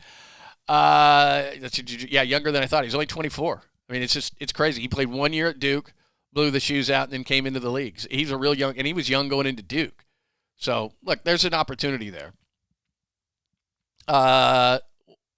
Kerr could care less about his development. That's clear. I think that they've tried everything. And again, a lot of this stuff hasn't come out, and it maybe will come out later, or maybe it's going to be when the Warriors do their, last dance thing, like the Bulls did their last dance thing. Kuminga can be a pain in the ass. He can be very hard to coach. He's got great potential, but it's been hard for the Warriors to coach this guy, and I think that they're looking at it saying, look, we've got to get somebody for Steph, and they've tried and they've tried and they've tried. They ran out of patience with James Wiseman. He was a different situation. Kuminga has shown it. Not consistently enough, but he's shown it. But I think they're coming to the conclusion that he's not going to time up with Steph. And ultimately, that's what they want to do. So they lost Wiseman. They moved Poole. That was a totally different situation. But it's not like they've said, we're going to keep this young core together. And I think Kuminga's going to be the latest. I could be completely wrong. Completely wrong. Pine Needle says, I think Kerr cares about development, but right now he's trying to get Steph another championship, and that doesn't work on the timeline. That's exactly what I've been trying to say. And I just, like I said, I look at Zion at 24 and say that's an immense risk. But the upside is a guy who could lead the league in scoring, a guy who could be double-digit rebounder, a guy who, I'm not saying he could be a great defender, but he's got the athleticism to do it, and I think they would make him effort. So I think he would develop here better than he would in New Orleans. which is a Mickey Mouse organization that's, 5-23 or whatever they are. And I think that Jonathan Kuminga, you could tell the mental side is wearing on him. I think he would develop somewhere else. It's just getting more obvious by the day. I mean, the guy has a 26-point game and then comes out and says, lots of guys would have quit basketball if they had to go through what I've gone through. And it's like, the Warriors have got to be going, dude. So, we'll see. There's the latest on that. Let me give you, before we get in fact, let me hit the chat, and then I've got some updates finally on baseball, which we've been waiting forever with. We'd love to get a present of Corbin Burns under the tree, but I don't think it's going to happen. Welcome in, by the way. We've tried this 3 times today, having camera issues. I'm going to have to go back to an old camera. This will never happen again. Never, never, never. You can quote me on that. Never. We've had some problems. We hadn't had any problems camera-wise or technically or anything on the show in like the 15 episodes we've done, and now today just blew up in our face a bunch of times. But like I said, positive, positive, positive. Let's see. Younger than I thought. Who's got a 43-year-old body? Me? No, I do not. My body has been absolutely positively. Yeah, that Niner gang didn't realize how. Neither did I. For some reason, I thought Zion was like 26, 27. That's what Brandon Ingram is, and he's been around forever, and he's like 27. And I've said that. You got to get a guy in his prime. This is my whole point, or a major part of it. I want a guy who can help Steph now and then bridge the Warriors to the future. The Lakers did that for years, where it was like they never were out of it. They always got a guy who could help then and then bridge. And that's the whole key to this whole thing. So find a guy with the upside of a number one guy. I don't mean positionally, not a point guard, but I'm saying a number one true guy that can possibly lead you to championships and also can help Steph right now. Who's that? To me, the only option is Zion, even with his injury history. Because remember, in the middle of the season, you're not going to find the perfect guy. The perfect player who's at the top of his game right now is not going to be available. They're just not. They're either going to be older or injured or have a bad contract, or they're going to attach a bad contract. You're not going to get the perfect guy. Free agency works like that. In-season trades work like that. Maybe it's an attitude problem that a person has, like Harden gets traded during the season. He can play well, but he's got all sorts of baggage with him. When guys are available during the season, that's what you're doing. You're going to have to take some kind of chance. And the ball and chain with Zion Williamson is he's not healthy. That's his downside. You're not going to get the perfect guy right now. Giannis ain't coming. Like Giannis would be, in his prime, can lead you to championships, already done it. And we've talked about Giannis a million times. He's not available. Milwaukee's not saying, yeah, sure, give us Andrew Wiggins and Kuminga and Podziemski and 2-1s and you can have Giannis. He's not available. So what you got to do is you got to look at the guys who are going to be available and say, okay, who can help Steph now and who can help Steph later? That seems to be the guy to me. But I understand why people would say, Lund, you're crazy, you're an idiot. I totally get it. I love this stuff. All right, let's let me pivot a little bit. You can still talk Warriors. We talked a bunch of Niners before just to get you there. If you're new to the show, if you look on the right side, a little chalkboard there, episode 16, 49ers out. Sam Darnold's money. Kuminga, we just got hit through. 5 for 23 was Kuminga the previous 2. The message received was Steve Kerr. And then I'm down to Burns update at this point. And look, I'm not trying to do a Burns update until there's information. I'm not trying to do that kind of stuff. But let me play Mark Feinsand, who does a nice job. He's I can't remember which New York paper he's with, but he was on last night on MLB Network and actually gave us an update on Corbin Burns and what he's thinking at this point. Here it is. Fried sort of set the pitching market this year with that 8-year, $218 million deal. Burns, from what I understand, is looking for somewhere along the lines of that Steven Strasburg deal from 5 years ago, $245 million. The Giants were said to be very interested. I was told they had an offer out there that did not quite approach that number. It remains to be seen whether they're willing to, move that number up or potentially move elsewhere and look for other alternatives. The Blue Jays are another team that I've heard has a lot of interest in Burns, but the question is, are they willing to go 7 years on a pitcher? It's very tough right now to find a team willing to commit 7 years at that kind of $30+ million AAV. So Burns is going to have to wait a little bit, I think, unless the Giants or Blue Jays really jump up and seize control of that. All right, so there's Mark Feinsand, a little bit of information on Corbin Burns. And I'm going to give you a couple of quotes from Susan Slusser in just a second, because she basically is saying that there's a staring contest that's going on with Corbin Burns. She's not sure if the Giants' powers that be around the big mahogany table who control the purse strings are going to say, yeah, go ahead and get Corbin Burns. I think they want to wait until Roki Sasaki, and I've got some Roki Sasaki information that Susan Slusser in the Chronicle yesterday shared. So I think they might be looking at Roki Sasaki, who's 23. He's not going to cost you a ton of money. Sasaki's situation is different in that he's coming over early, kind of like Ohtani when he came over to the Angels. He had some money that he could get from Japan in terms of money that, off the field type of stuff, endorsement type of money. And then in a few years, he'll make his money down the line, but he wants to come pitch in Major League Baseball. That's his situation. The Giants can't give him, they can give him a tick over $5 million. The Dodgers, the same way. There's a couple of teams that can give him over a little over $6 million, but it's not a ton of money. So this is what Susan says first. This is from the Chronicle yesterday. The Dodgers appear to be the favorite for Sasaki, blah, blah, blah, blah, blah. Would add little to the Giants' payroll, as it says right there. Burns is projected to make well over $200 million on a 7 or an 8-year deal. Just because Farhan is gone does not mean philosophically that the Giants have changed their stance on giving 7 and 8-year deals.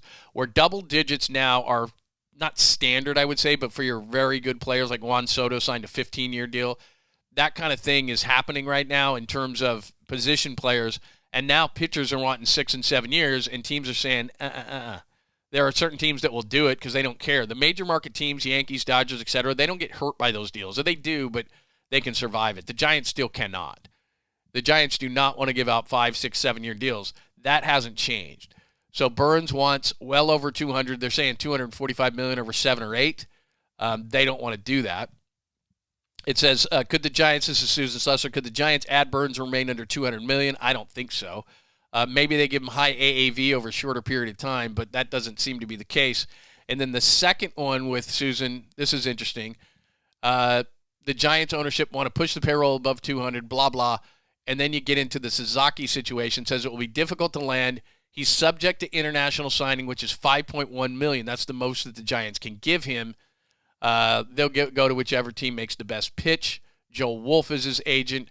Says Sasaki might prefer a small or medium market team, and he doesn't have to be on the West Coast or play with other Japanese players. Now, here's something for me that I think is interesting. There's only 2 positions left on the Giants where I think they can upgrade their bats, which is this.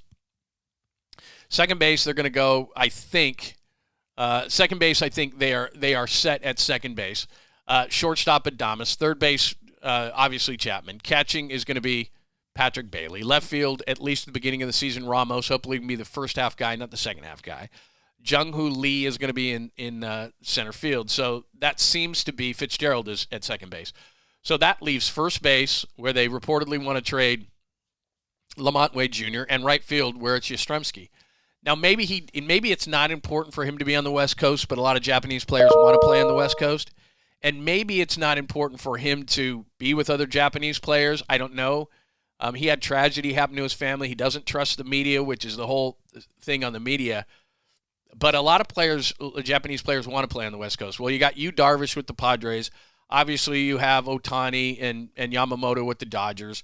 The Giants don't have anybody, but Seiya Suzuki is a guy with the Cubs, and this is my assumption.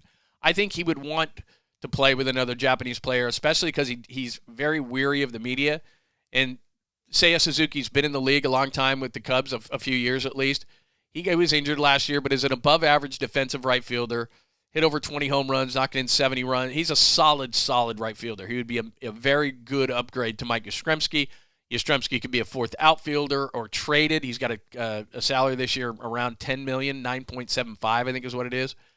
And Suzuki could take some pressure off Sasaki. Suzuki could take pressure off Sasaki. Already have an interpreter here. Already have everything kind of in place. I think that would help. Maybe it wouldn't. Maybe he's going to go to a team without any Japanese players. But the Mets have Japanese players. Up in Seattle, don't shortchange them with the influence of Ichiro Suzuki up there. He works within the organization. So there's a lot of teams, I think, that would have an advantage. I think there is a geographical advantage, but I think it would be kill 2 birds, 1 stone to get Suzuki. You need a right fielder, and I think he could help. And they weren't on this. Somebody told me this last night. They weren't on the same international team, so I'm not saying necessarily that. But it just makes logical sense to think that if a guy's shy and is weary of the media, and we're not a hard media at all, we're soft. So if he knew the market, he would know. I know that the food and culture is really important to him. I've read that and heard that. Obviously, in San Francisco, in the Bay Area, I think we'd be comfortable from that aspect. So, if I'm the Giants, I'm trying to do everything I can because you're only giving the guy $5 million. He's 23 years old. Buster has said before that he's enamored with the guy. I would get Burns and Sasaki because Sasaki's not a money issue. If you could get Burns as the 2, Sasaki as the 3, Robbie Ray is your 4, and then your young guy is a 5, whether it be Harrison or Birdsong, and maybe you trade the other one that you don't get for a short-term first baseman until Bryce Eldridge is ready. Now, maybe this is all pie in the sky, and maybe this is crazy, and maybe they just won't do it. Because my instinct tells me that if they were going to get Corbin Burns, they've already made him an offer. That's not an offer he wants, and he might be forced to go to Toronto because Toronto's got nobody in the offseason. They're a major market team that everybody forgets about because they're up in Canada, and they're going to pay, from what we hear, they're going to pay Burns the biggest number. It's just Burns wants to play for the Giants, so he's seeing if something shakes free with the Giants. But I'd like Burns and Sasaki, and I'd like a first baseman, and I'd like Seiya Suzuki. That's not all going to happen, but I think from a Sasaki standpoint, I think if you had another Japanese player and they happen to need a right fielder, and Chicago has talked about maybe moving him, now maybe with them moving Bellinger, they won't move him, but he's solid. And he knows the league. He's been here a few years. I think he could help get him. So that's my latest on that. I have no idea if any of that stuff would come true, but I do think it makes logical sense. But a lot of times in my mind, things that make logical sense are totally stupid. That's my thought. What do you think? That feels like a dream. You're right. I mean, I'm probably playing sports radio guy here. Absolutely I am. So you can tell me I'm crazy and stupid and all those kind of things. But Sasaki's not a money thing. Now, Burns is $200 and something million because, I mean, he's better than Max Fried. Max Fried's a nice player. Corbin Burns is better than Max Fried, so he's not going to settle for less than the $218 million that Fried got from the Yankees. It may take him longer, but it's clear what he's doing. He wants to pitch here. Everybody has said that. He wants to pitch here. It's just he's not going to leave $40 or $50 million on the table. If Toronto says $245, which is reportedly what he's seeking, and the Giants say $210, you're leaving $35 million on the table. I know it all becomes monopoly money at some point, but you're not leaving $35 on the table. You're just not. But you're right. It feels like a dream. I'm probably wrong. Tacky says Burns priority. Sons of Johnny LeMaster. Are you kidding me? Look at you, man. Happy Christmas Eve day. Need to trade Yaz and Wade. Time to move on. I couldn't agree with you more. And those are the only 2 positions that are available right now. I mean, Fitzgerald looks like he's going to be at second. Adames at short. Chapman, Bailey, Ramos, Jung-Hoo Lee, right field, first base. Those are the 2 positions. And first base is probably a short-term thing. I don't think Pete Alonso's coming here. In that clip I just showed you from Mark Feinsand, before he talked about Burns, he was talking about Alonso. It seems like 2 destinations for Alonso. The Mets, going back to the Mets with his tail between his legs a little bit, and they've talked about Seattle, Seattle needs offense desperately, more than any other team in the league. To lead the league in pitching and starting pitching specifically, and not be able to hit well enough, I thought they'd get Pete Alonso and pay any kind of money, but they're not a major market team. But they could get Sasaki too, but that makes sense. Pete Alonso to the Giants, that's a pipe dream to me. And plus, he's going to sign a long-term deal, and that blocks Eldridge. So they want somebody on the short. I know a lot of people were upset yesterday or over the weekend that Paul Goldschmidt went off the table. I'm not as worried about that. I think he's done, but I could be wrong. I could be totally wrong. So give me your thoughts. Yeah, look, it's nothing against Yaz. It's just when you look at sports, and this is how I look at it, put guys in the right position. I just got done talking about Kuminga. He probably is not going to fit here. I mean, the quote he gave and all those kind of things. I think that Zion could come here and really fit, and they could get him in shape, and he could be a really big force. A lot of times it's just where you are and how you fit. And Mike Yastrzemski would be a great 4th outfielder. He's a great dude. He could play any outfield position. He could still probably get 300 or 400 at bats. I don't know what his trade worth is worth. His left-handed bat would certainly play in New York, but they just got Cody Bellinger's, aiming at the right field porch. You could probably hit 25. He's a really good defensive outfielder. He would fit somewhere. It's just that, and it's nothing against Mike, but you look at this lineup and it's like you've got to upgrade in right field offensively. He can get into streaks. He's hot and cold. He's up and down, peaks and valleys, but they can upgrade there. First base, same thing. They need a short-term solution. I don't want to rush Bryce Eldridge. He's supposed to be great. I don't know if he will be, but I just know he just turned 20, and you don't need to rush the guy to the major leagues because you have a massive hole at first base. And I like Lamont Wade Jr., but he doesn't fit in the lineup. That's a power position. You want your first baseman, right fielder to be power guys, to be threats in the middle of the lineup. I love Adames, but I've looked at the projected lineup with just what they have, and it's like, no, it's still not good enough, even with Adames. They need a hitting first baseman. They need a better right fielder. Yaz could either be traded or used as a fourth outfielder. It'd be fine. Guys need days off. He can DH. He can play any of the outfield positions, above average in all of them. That would be a good situation. He would fit much better. Anyway, give me your thoughts there. All right, good. I'm not going to mention anything because we're gonna jinx ourselves and we're going to get cut off again. Give me your thoughts. Pat H says, hi, Pat H. Hard to get excited about Bellinger after he looked so great when he first came up and his power numbers had dropped. He was great his first year in Chicago. They fixed some things. He went to the Yankees. I would have thought they would have been more interested in Bellinger, but the number for this year was over $30 million. I think the Cubs paid that down to the Yankees like $6 or $7 million, but they didn't get a great prospect in return. They got like a 30-year-old journeyman pitcher back. So the Giants could have done that. Bellinger would have been a great fit. I know you hate him as a Dodger. He wasn't as good last year, but the number is so big. But he could play first. He could play outfield. He could DH. That would have been a guy. He's athletic. I want the Giants to get more athletic. That would have been a good move. But clearly the Yankees wanted him more, but they didn't give up anything great. And the Cubs paid down a little bit on that thing. So that was not a great deal. All right. Let's have some fun. So a couple of things. Oh yeah, let me play a little Caboose music. That'll put us all in a better mood. I got two things on the Caboose today. And by the way, Niners, you want to talk it? We got into that. Warriors, you want to talk it? We got into that. Giants, we just finished up a conversation. Whatever you want to hit, whatever you have missed, thank you for putting up with the technical difficulties. Again, it will not happen. But at John Lund Radio on social media, hit me up here in the chat. Hit me up in those places as well. We'll post a bunch of stuff later today because we were kind of discombobulated all over the place, so we'll do that. So make sure that you hit us up. But let's do a little bit of the sweet, clean, family-friendly Caboose pistol. John Lund Unleashed brings you the Caboose pistol. A female officer noticed the handle of a revolver sticking out from inside the woman. What is the Caboose pistol? Did you just say Caboose? The old Caboose pistol, everybody has one. What better way to end the show then with a what the fuck was that? Wedged in the crack of her buttocks. What? I know someone who could hide a machine gun in there. Yeah. I'm sorry, we're getting off track. Just take it away, Lund, and leave me out of this, you weirdo. I am not a weirdo. I am simply reporting the news. Don't shoot the messenger. We need a Caboose more than ever today. Hell, we might need hot nuts at the end of this show. Happy Christmas Eve day. If you're just joining us, you just missed technical difficulties, but we're all good now. Here is the first Caboose of many. New York Post. FedEx driver arrested for dumping holiday packages in the woods. Bro. Like right now. True story. I'm waiting for a major package for my wife. It was supposed to arrive 2 days ago. Then it said it was going to arrive yesterday. Now it's saying it's going to arrive today. I'm not ripping on Amazon. A lot of my shopping is through Amazon. I tried to stay out of malls and the such this year. But if it doesn't come today, I'm going to be pissed. And it might be this guy. So he got frustrated. He didn't want to work overtime. So he just dumped a bunch of packages in the woods. In fact, let me give you this.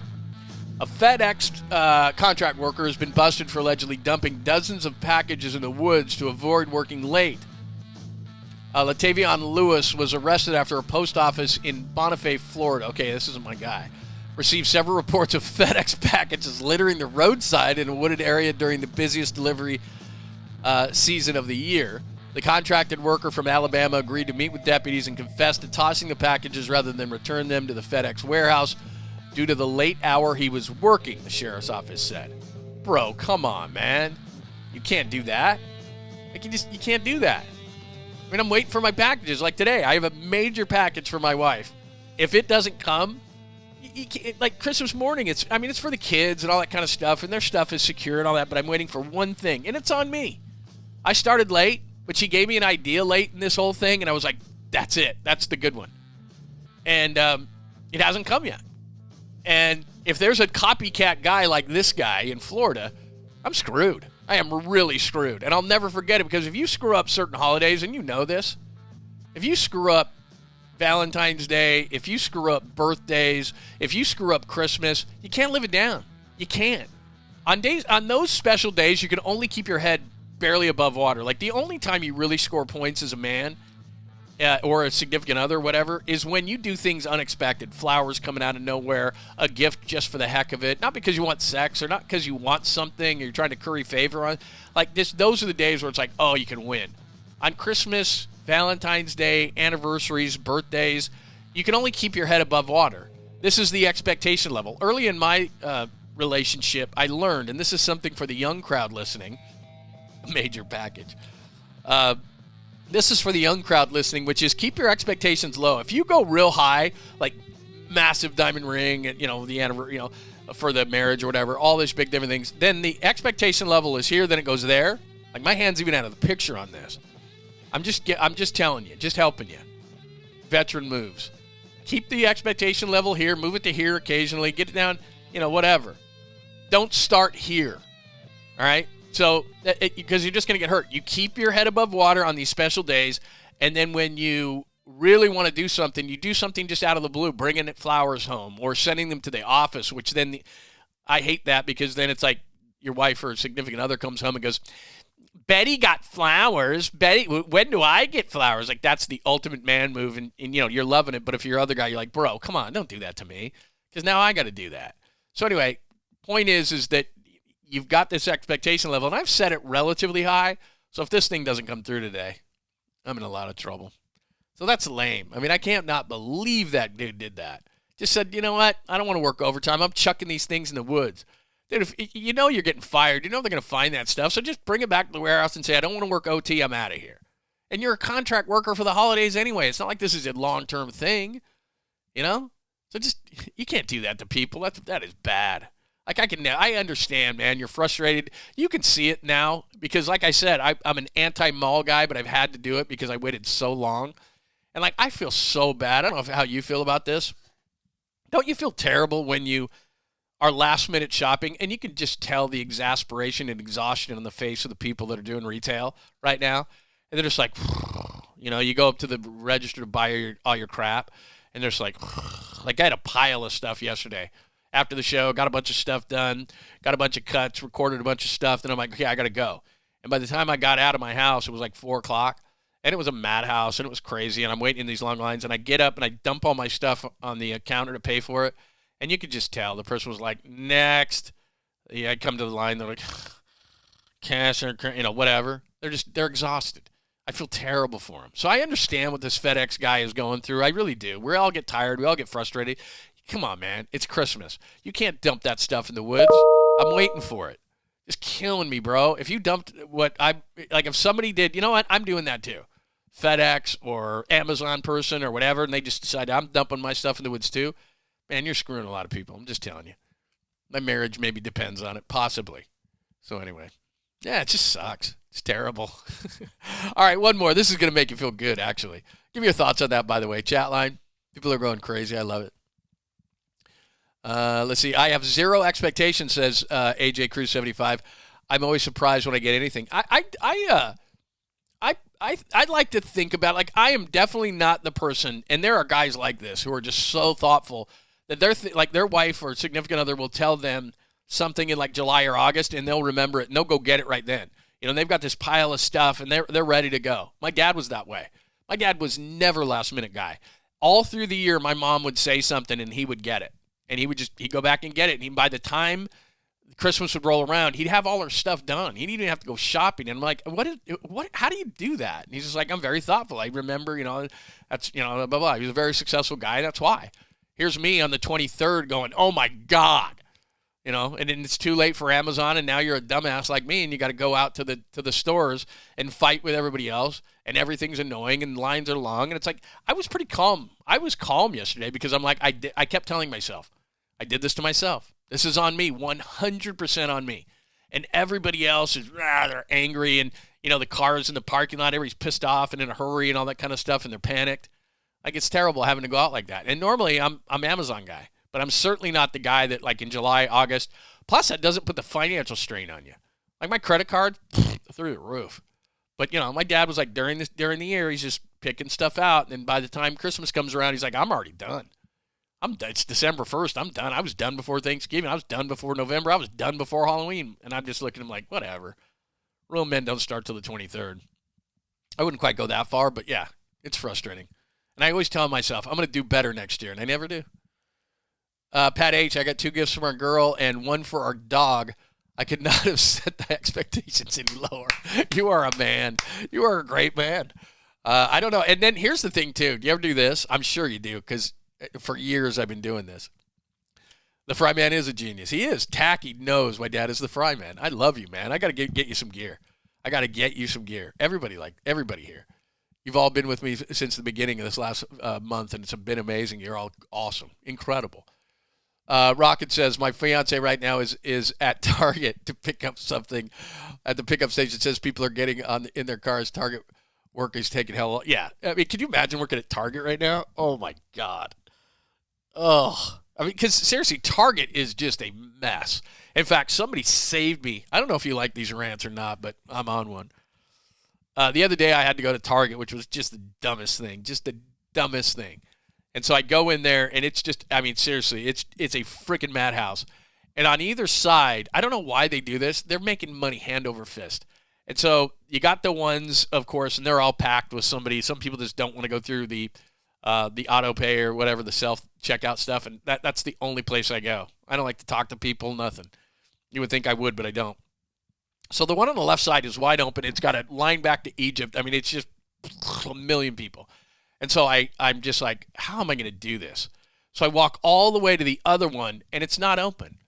And so I thought, you know what? They'll never open this, but I'm just going to take a shot and be super nice to this guy. I'm sure he's just had it with Christmas up to here. He's done. He wants to be done.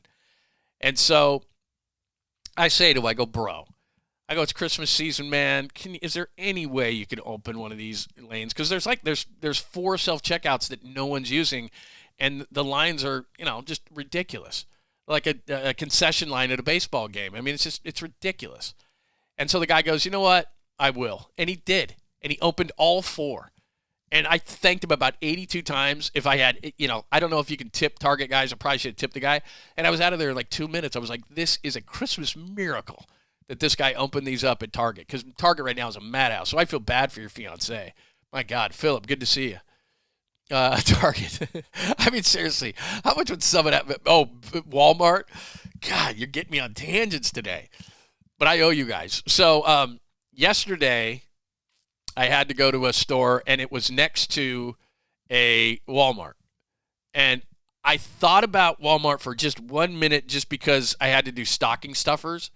And I thought, okay, I got to do some stocking stuffers. Should I go into Walmart? And I started a little bit because this store I was at was next to Walmart.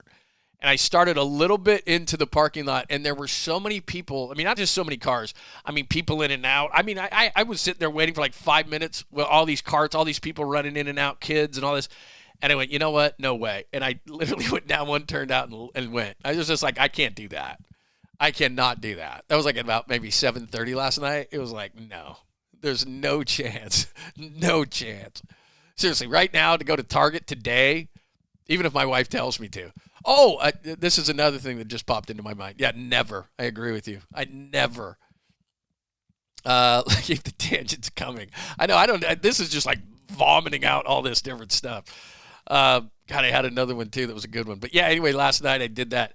Oh, I know what I was going to say. Thank you for all the suggestions yesterday, because tonight is our big family Christmas Eve party, and we're going over there at like 4 o'clock, and I still am not done necessarily. I've got to wrap stuff. But I did a pretty good job last night. I did use a bunch of bags. My wife just has bags, and I told you how bad I am at wrapping presents. So I wrapped a few to the best of my ability, which was terrible. And then I put the rest in bags with the paper and all that kind of stuff. So that was fine. But I asked you for suggestions at the end of the show yesterday for appetizers, classy Christmas Eve appetizers, because they never give us anything big because we'll screw it up. So, for example, Thanksgiving, you know what they gave us? Rolls. They're like, can you bring rolls? I'm like, yeah, I think we can do rolls. So I went to like a high-end grocery store and bought like fourth, because we'll have like 50 people tonight. And so, Thanksgiving, same thing. So, yeah, I bought a bunch of high-end rolls. I mean, how hard is that? You throw them in the oven. You can't screw them up. Put a little butter on the top, a little seasoning, and then you throw them in the oven, and they look like they're homemade. I mean, it's just they give us stuff. We never get like the turkey or the ham or a major side dish or any kind of potato dish or anything like that. Basically, they asked me to bring some booze because I used to bartend. I've said that many times. So I can do drinks. I'm good with the drinks. They trust me there. Or they trust us with something that can be screwed up but not screw up the dinner. And so tonight, there's a bunch of people bringing warm appetizers, but that shows you what they think. Like, what are we going to get? What can they do that's not going to screw this thing up tonight? Not the ham, not major side dishes, not desserts. We got desserts one year. They're like, no more desserts for you. So it's a warm appetizer, which there's other appetizers. So if we screw this up, they're like, whatever. But people were saying buffalo chicken dip. There was a lot of stuff, but I was thinking buffalo chicken dip. And so I told my wife, she rejected that. We were going to order that then at a high-end store. We were going to do bacon wrapped shrimp. And then, so we call them in our typical fashion. They go, yeah, too late. We can't do that. Can't have it done by tomorrow. So we're going to actually do that here. And so right after I get off the air, I got to take my big outside flat top. I'm going to throw about 1 million pieces of bacon on there, get them about 3/4 of the way done so that you can still do the wrap on them. And then we're going to stick them in the oven, crisp them up, and we're going to do bacon wrapped shrimp because we saw a recipe for it, and that's what she wanted. So it wasn't a lack of effort on my part to not sell what you were telling me to do. There was a lot of great suggestions, but I thought to myself, I like buffalo chicken. I like wings. I like that kind of stuff. That sounds pretty good. I've had that before at parties. It's excellent. But I guess that wasn't high class enough or whatever. She rejected that idea, which, significant others do that. I don't have any furniture in the house or anything. All my stuff gets rejected. This studio is the only thing I have, which is fine with me. I'm good with it. I'm out here all the time. But so bacon wrapped shrimp. I don't know what you think of that. Who cares if it's classy? It's delicious. I agree with you.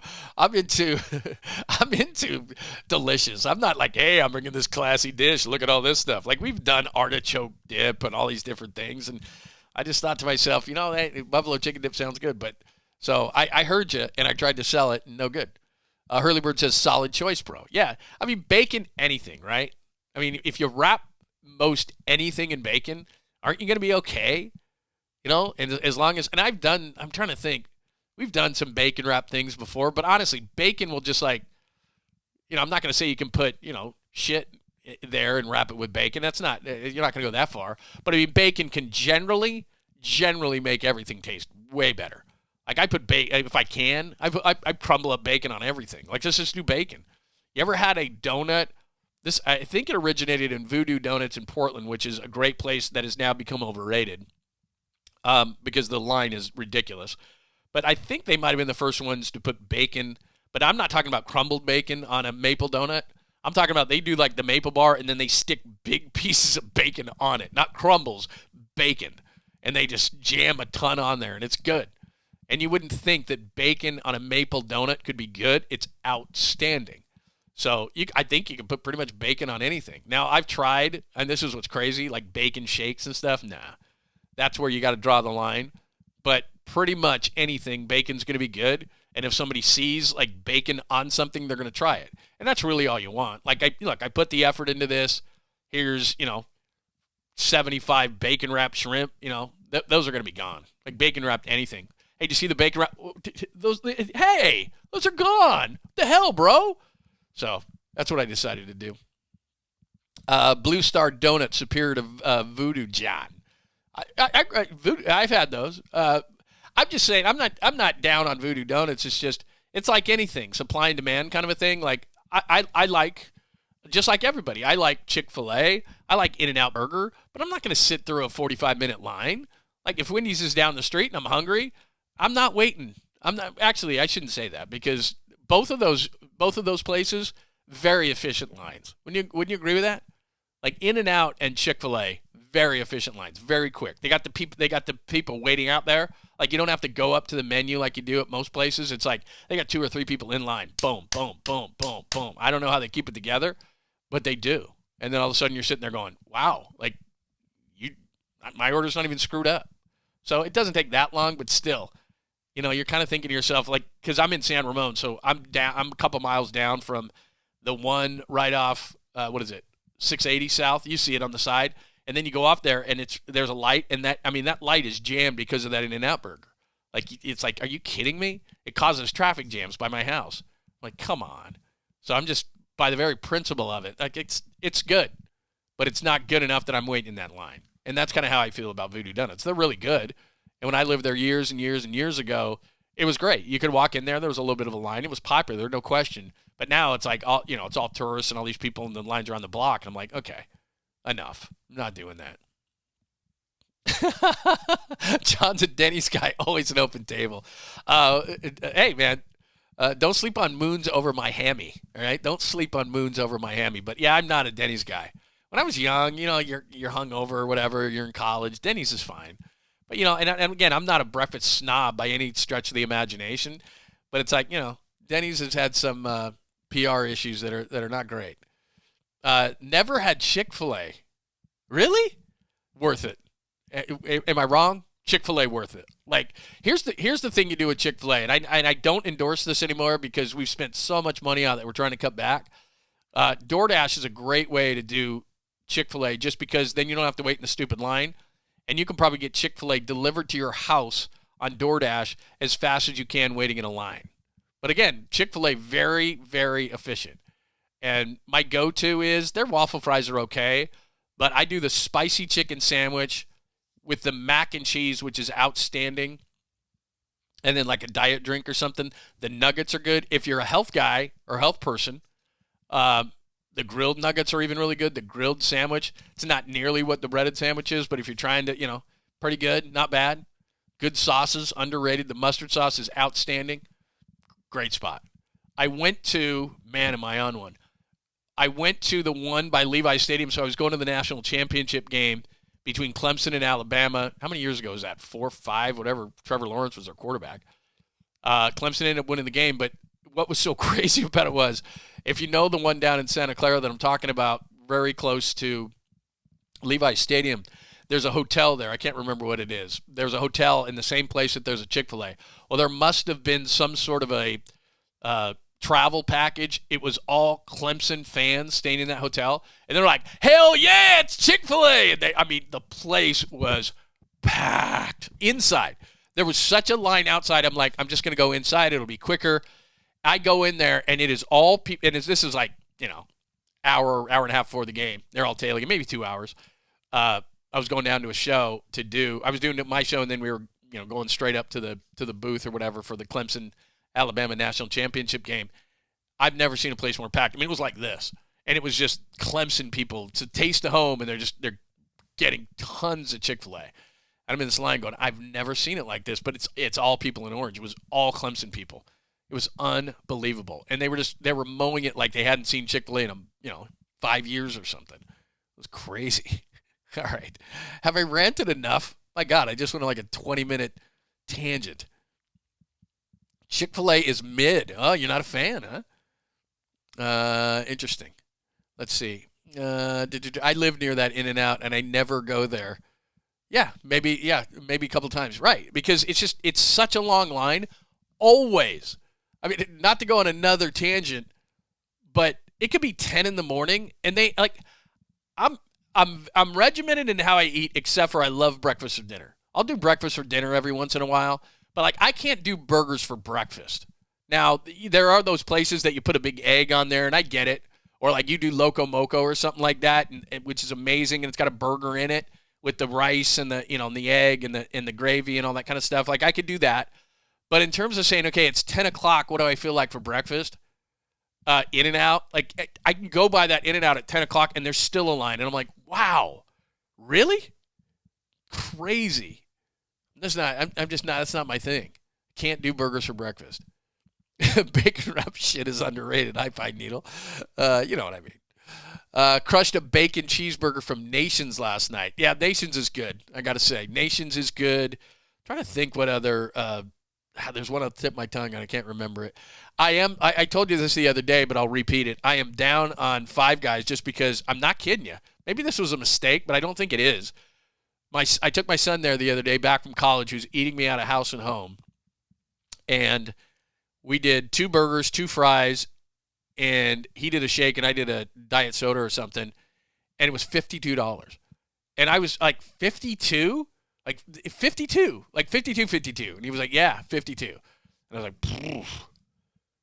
And I think we had small fries, I swear. It was like, I've been craving a Moons over Miami for a minute. All you got to do at home, I don't know about the sauce or anything, but I mean, you get some sourdough, you make an egg thing out of that. And I mean, they're not bad, but you can definitely make those at home.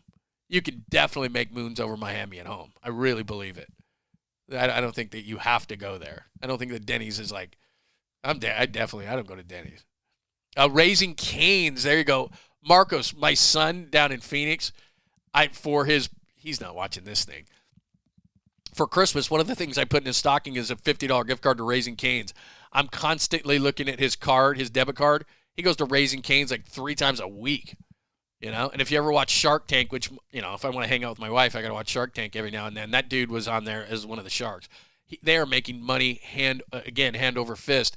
And I'm like, you just do chicken tent. Like, that's what they do, but they do it at a really high level. So I don't even know if there's not one. Is there one around here? I don't know that there is.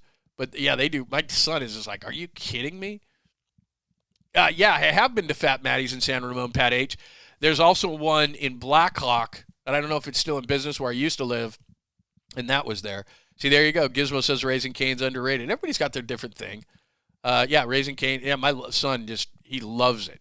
He loves Raising Cane's. I don't know if there's one. Let's see, way better burger than In-N-Out. Yeah, I like In-N-Out, and because I'm from the West Coast, I'll defend In-N-Out, but it isn't the best burger. It's just, look, it's not bad, and definitely the opinion on the fries are split, all that kind of stuff. Some people love them; they're fresh cut. I just know this: their customer service is great. There's a million people working back there. Your stuff comes out quick. It's not. I'm not down on In-N-Out at all. It's good. It's just when you start to get the lines down the block and all that kind of stuff, it's like, no, man. Even if they're fast, I'm not doing it. I just have a problem. Colma has a Raising Cane's. Yeah, I can't believe there's not more of them. Vacaville, you say there's one. So anyway, there you go. Doggy style fries are solid. Oh, wonderful. You've put me in an amazing mood. I knew you could do this. I try to do the same for you, but you've done it for me today because we had technical difficulties. I think we had to start this thing like 3 or 4 times. I don't know how I'm going to make it. I'm going to have to clip all these things together. It's going to take me all day, but I've really enjoyed it, man. I've really enjoyed hanging out with you guys. Thank you for hearing my rants today. I think I needed to get that out of my system to be a good member of society today. I hope you all have such an amazing Christmas, whether it's with family or not. Back in college, I did spend, I think I got blizzard. There was a blizzard and I couldn't go home. All the roads were closed and all that kind of stuff. So we went down to a bar. There was one bar that was open. It was a friend of mine who owned it.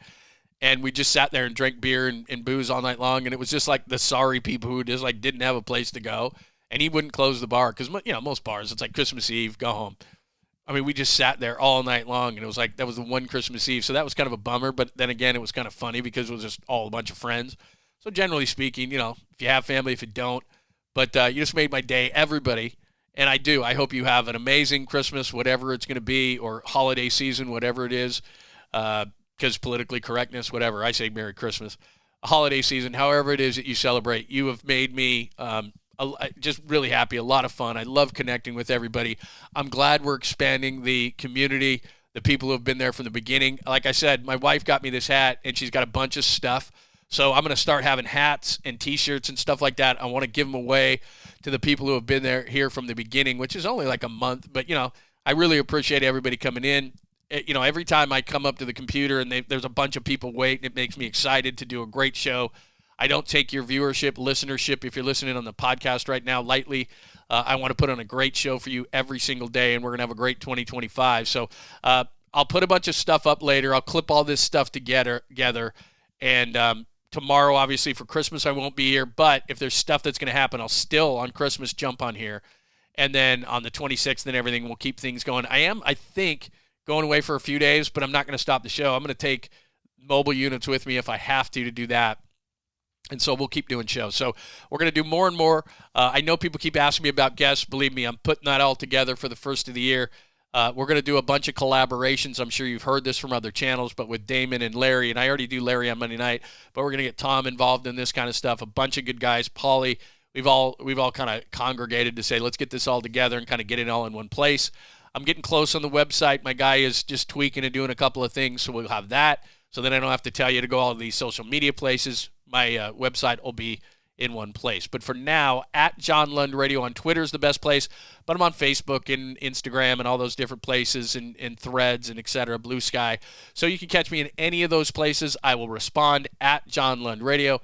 If you have something that you want to talk about on the chat, hit me up on the chat later. If you think of something, questions, comments, I always try to get back to everybody on that as well. But thank you so much for making it great and making it fun, and I'm really enjoying what we're doing, and we're going to do this for a long time. So thank you so much. Have an amazing, amazing Christmas holiday season, however it is that you celebrate. And again, I apologize for the technical difficulties that were earlier today. We will get that rectified because I'm not trying to make it hard on everybody to follow because, like I said, you got a lot of places you can go, and I'm going to make things easy on you. So again, have a tremendous holiday tomorrow. Celebrate. Thank you for all the feedback. Thank you for hanging with me. Oh, wait a minute. I promised one thing. I just looked up on the board, and I didn't play the fireball thing. So I want to be a man of my word. One more thing. Okay, so this is a 100. I put this in the Caboose, and I totally forgot. I did the Caboose Grinch guy who threw the packages in the woods, but because I went on about 10 different tangents there, I forgot about this. A 106-year-old woman doing a fireball shot on her birthday. This will be our parting shot.